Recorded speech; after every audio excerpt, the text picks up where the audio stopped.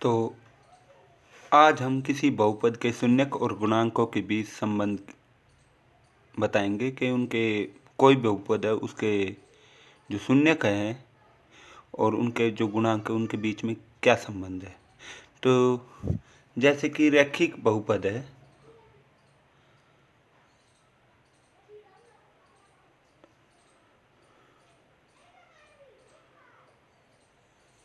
जो रैखिक बहुपद है, तो रैखिक बहुपद पी एक्स बराबर ए एक्स जमा बी।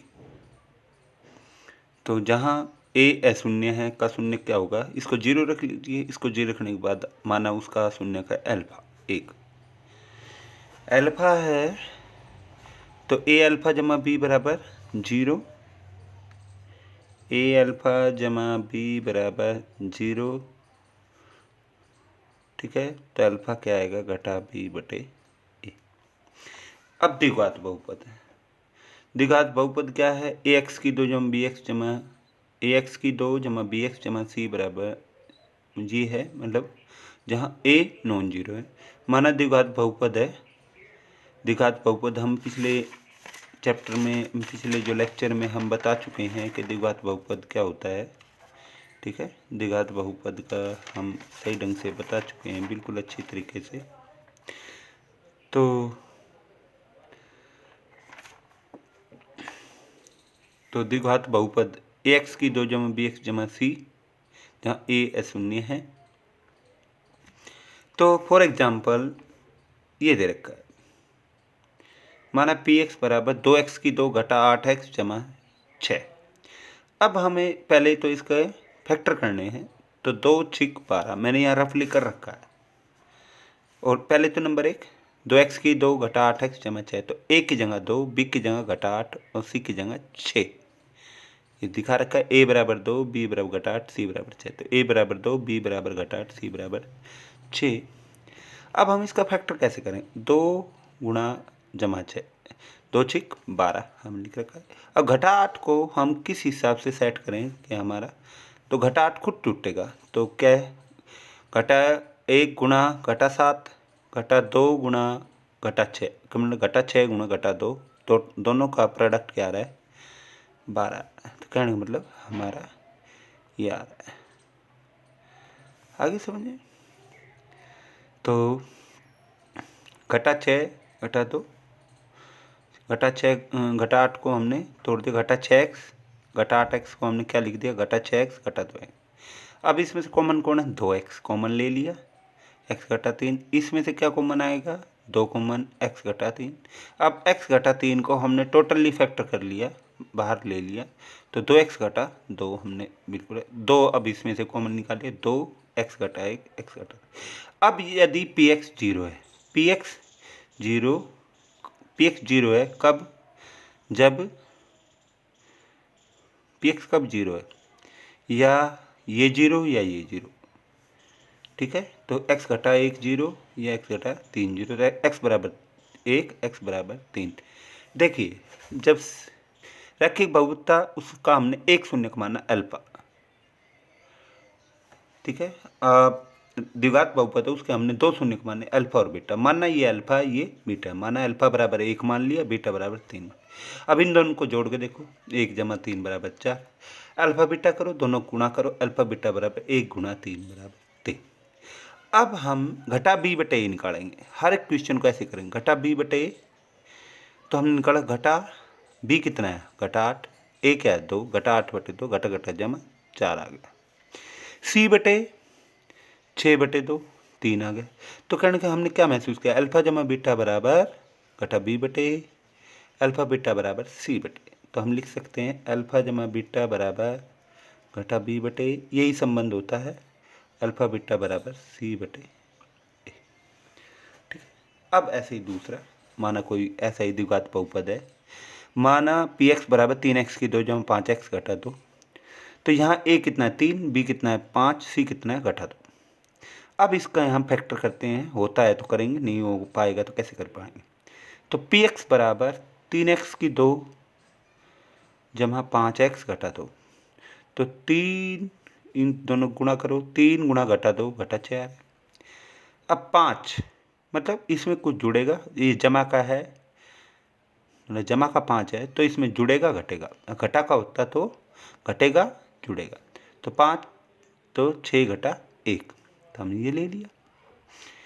अब तो 5x की जहाँ क्या लिखें, 6x घटा 1x, ठीक है। अब हमने क्या किया, अब इसमें से कॉमन क्या आ सकता है, 3x यहाँ भी है, 3x से ये भी भाग हो जाए, 3x हमने कॉमन लिया, x जमा 2 आ गया, घटा 1 कॉमन ले लिया, x जमा 2 आ गया, x जमा 2 टोटल कॉमन ले ली, 3x घटा 1। अब px 0 है यदि 3x घटा 1 बराबर 0, x जमा 2 बराबर 0, x बराबर 1/3 आ गया, x घटा, फिर वही अल्फा 1 फिर वैसे ही मानेंगे, अल्फा बराबर 1/3, बीटा बराबर घटा 2। तो हमारा क्या है, अल्फा जमा बीटा निकाल के देखो, 1/3 जमा घटा 2, 3 दूनी 6, मतलब 1 जमा घटा 6 क्या है, घटा 5/3। इन दोनों गुणा करके देखो, अल्फा बीटा 1/3 गुणा घटा 2 घटा 2/3। अब फिर वही घटा 20/a निकाल के देखते, घटा 5/3, c/a निकाला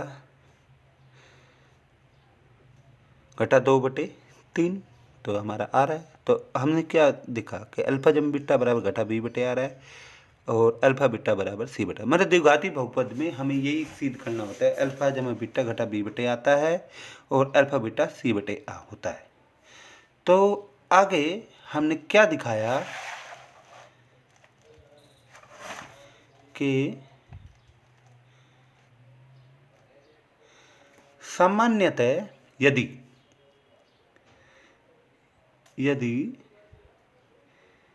अल्फा और बीटा द्विघात बहुपद कौन सा, ax की 2 जम bx जमा c a नॉन जीरो के शून्य का क्या है, शून्य का है, मतलब अल्फा बीटा इसके शून्य का है, तो x घटा अल्फा x घटा बीटा बहुपद px क्या है, गुणनखंड है।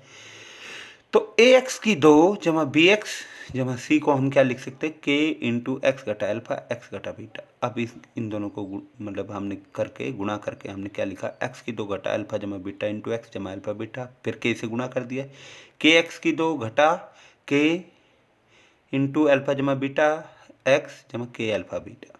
अब कंपेयर करो, k a के बराबर आ रहा है या a k के बराबर आ रहा है, b घटा k इंटू अल्फा जमा बीटा आ रहा है, c क्या आ रहा है, k अल्फा बीटा।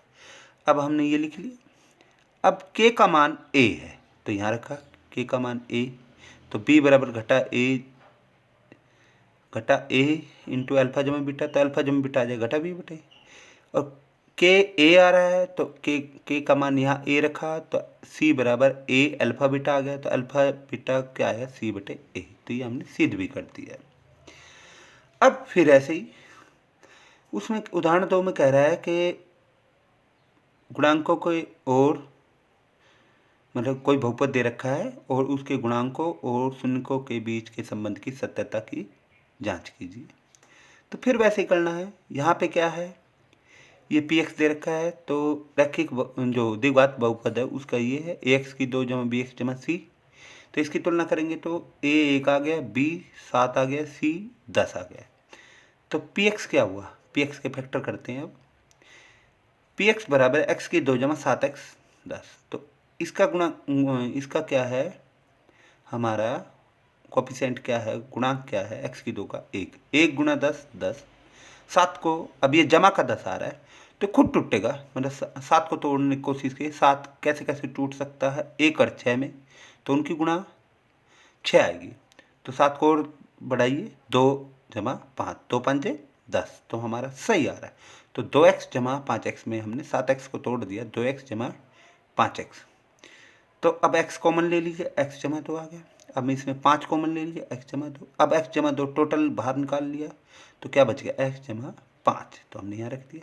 अब px 0 है यदि px 0 है यदि ये 0 या ये 0, तो हम लिख लिया x बराबर घटा 2 x बराबर घटा 5, तो ये हमने अल्फा मान लिया, ये हमने बीटा मान लिया। अब कहने बोले या चाहे इसको अल्फा मान लो चाहे इसको बीटा मान लो, वो तो आपकी मर्जी। तो अल्फा हमारा घटा 2 आ रहा है, बीटा हमारा घटा 5 आ रहा है, ठीक है। तो अल्फा जमा बीटा दोनों का टोटल कीजिए, घटा 2 जमा घटा 5 घटा 7 आ रहा है। दोनों गुणा कीजिए, घटा 2 गुणा घटा 5 10 आ गया। घटा बी बटे ए निकालिए, घटा 7 बटे 1 घटा 7। सी बटे ए निकालिए, 10 बटे 1। सी ये रहा, ए ये रहा, 10 बटे 1 तो 10। तो अल्फा जमा बीटा घटा बी बटे आ गया, अल्फा बीटा सी बटे आ गया। तो हमने संबंध की सत्यता की जांच कर दी। अब आगे भी कोई आपका इस तरह का ही एग्जाम्पल है, चाहे आप देखिए इस तरह के हमने सारे एग्जाम्पल कर लिए। अब देखिए, माना पी एक्स बराबर एक्स की 2 घटा 3 के शून्य का अल्फा बीटा। वही एक्स की 2 घटा 3 के संबंध के गुणांक और शून्य के बीच के संबंध की सत्यता की जांच करनी, सेम वही। अब इसमें देखते हैं एक्स का टर्म नहीं है, तो एक्स का टर्म नहीं है तो पी एक्स को हम क्या लिख सकते हैं, पी एक्स क्या लिख सकते हैं, एक्स की 2 जमा 0x घटा 3। तो ए क्या आया, 1, बी 0, सी घटा 3। तो पी एक्स बराबर एक्स की 2 घटा 3, इसका फैक्टर करने के लिए हम ऐसे कर रहे हैं। तो एक्स 3 की इसका वर्ग है, ए की 2 घटा बी की 2 का फार्मूला से हम कर लेंगे इसको। जो हमारा एल्जेब्रिक आइडेंटिटी है, एल्जेब्रिक मतलब बीजगणितीय सरसमीका है, उसका प्रयोग करते हुए हम कर लेंगे।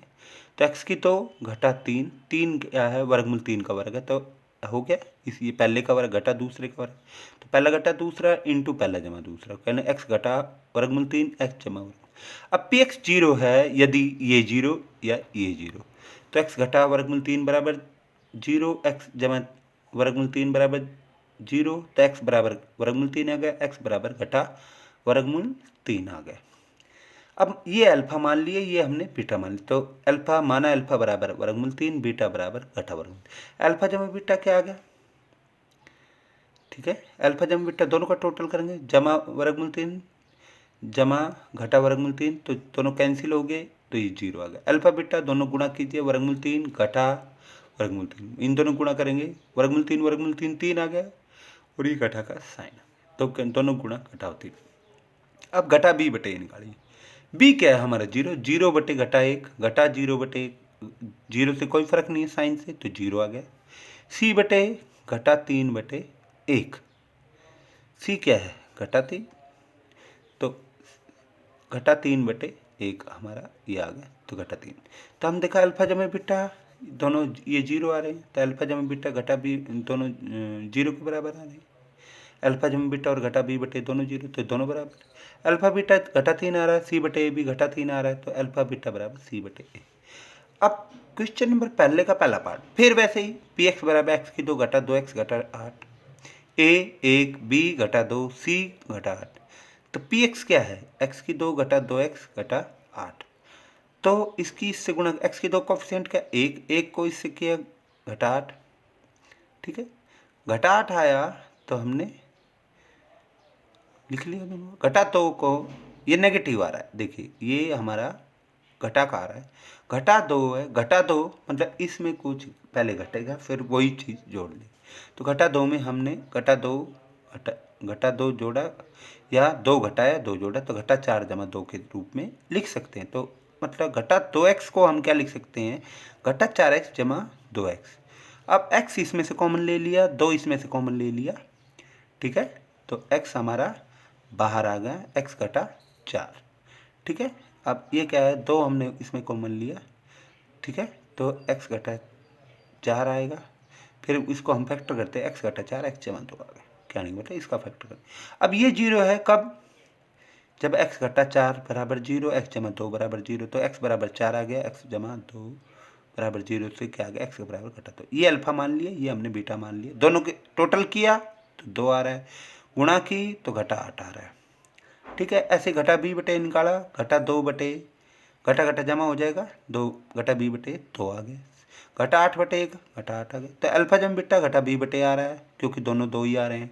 अल्फा बीटा घटा 8 आ रहा है, सी बटे घटा 8 आ रहा है, तो अल्फा बीटा बराबर सी बटे ए, ठीक है।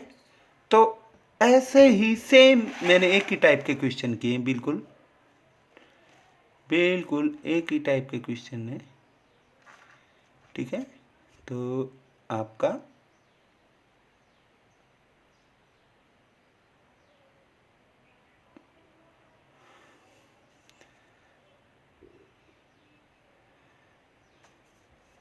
अब देखिए पहले का तीसरा पार्ट एक्सरसाइज का, पहले का तीसरा पार्ट एक्सरसाइज 2.2।